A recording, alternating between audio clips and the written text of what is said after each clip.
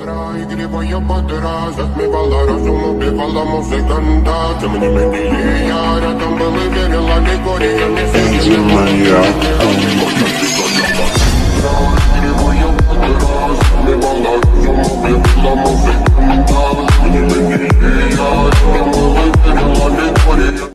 तो है नमस्कार दोस्तों, मैं आपके लिए एक एनएसजी कमांडो के लिए अमेजिंग जानकारी लाया हूँ। इसके पहले अगर आप मेरे वीडियो पे नए हैं तो प्लीज सब्सक्राइब जरूर कीजिए। तो चलो दोस्तों वीडियो स्टार्ट करते बिना किसी देरी के। देश के सबसे खतरनाक कमांडो होते हैं ब्लैक कैट कमांडो यानी एनएसजी कमांडो। एनएसजी कमांडो को 16 अक्टूबर 1984 में बनाया गया था ताकि आतंकी गतिविधियों से निपटा जा सके। नक्श से लेकर सिक्स तक काली पोशाक में ढके हुए पूरी शरीर को कई किस्म के रक्षा कवचों से भी लेस एनएसजी कमांडो का एक ही नारा है कि 1 for the all for one। Number 2, हकीकत यही है कि एक एनएसजी कमांडो पूरे आतंकवादियों की गैंग पर भारी पड़ता है। कमांडो की यह मनोवैज्ञानिक छवि नहीं है, उन्हें देखते ही सुरक्षा का एहसास होने लगता है, बल्कि यही वास्तविकता है कि एक कमांडो किसी भी किस्म के खतरे को आखिरकार पार पा ही लेता है। नंबर 3, पहले जाने कि इंडिया में कब और क्यों कैसे कमांडो यूं तो भारत में आधुनिक सेनाओं के लिए भी बहुत पुराना इतिहास है, लेकिन विध्वंसक कमांडोज का इतिहास अभी 2.25 शतक पुराना ही है। विशेष परिस्थितियों के लिए बनाई गई ये देश की सबसे ताकतवर और जाबाज फोर्स में से एक है। नंबर 4, राष्ट्रीय सुरक्षा गार्ड की रूपरेखा तय करने में इजराइल के आत्मघाती कमांडोज को भी ध्यान में रखा गया है। आज भारत के एनएसजी कमांडो की गिनती इजराइल, अमेरिका, रूस और फ्रांस के कमांडो के साथ होती है। एशिया में भारत एनएसजी कमांडो के मुकाबले कोई और दूसरी फोर्स है ही नहीं। नंबर 5, एनएसजी कमांडो का कोई भी ऑपरेशन उसे इतने गतिविधि के साथ किया जाता है कि सामने वाले दुश्मन को सोचने का मौका ही नहीं मिलता। एनएसजी कमांडो का कोई मुकाबला ही नहीं हो सकता। नंबर 6, कमांडो की ट्रेनिंग बहुत कठोर होती है। जिस तरह से आईएएस चुनने के लिए प्री परीक्षा होती है,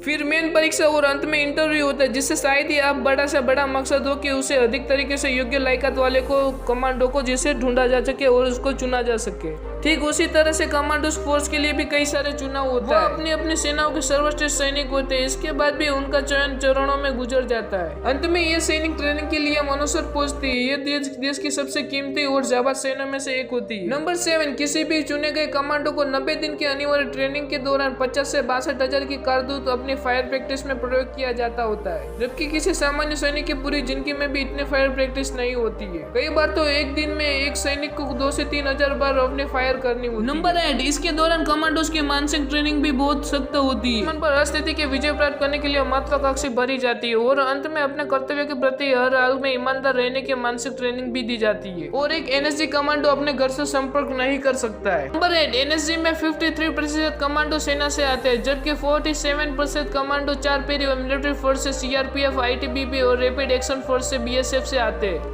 इन कमांडोज की अधिकतम कार्य सेवा 5 साल तक होती है। नंबर 9, एनएसजी में शामिल होने वाले निरीक्षक स्तर से अधिकारियों की सफलता उम्र 35 साल तक होती है, जबकि आमतौर कार्यवाही करने के लिए कमांडोज की उम्र से काफी कम होती है। एनएसजी के एक हेडक्वार्टर दिल्ली से 50 किलोमीटर दूर हरियाणा के मानसर में है। नंबर 10, राजीव गांधी जब प्रधानमंत्री बने तो केंद्रीय मंत्री गृह ग्रंथालय ने श्री गांधी को एक रिपोर्ट सौंपी थी, जिसमें इजराइल में मौजूद विशेष कमांडो फोर्स की तर्ज पर भारत में भी कमांडो फोर्स गठन के बात कही गई थी। इस रिपोर्ट पर आधार पर सन 1984 के अंत में प्रधानमंत्री राजीव गांधी ने राष्ट्रीय सुरक्षा एनएसजी के गठन की घोषणा की। और ऐसी अमेजिंग वीडियोस के लिए दोस्तों हमारे चैनल को अभी सब्सक्राइब कीजिए।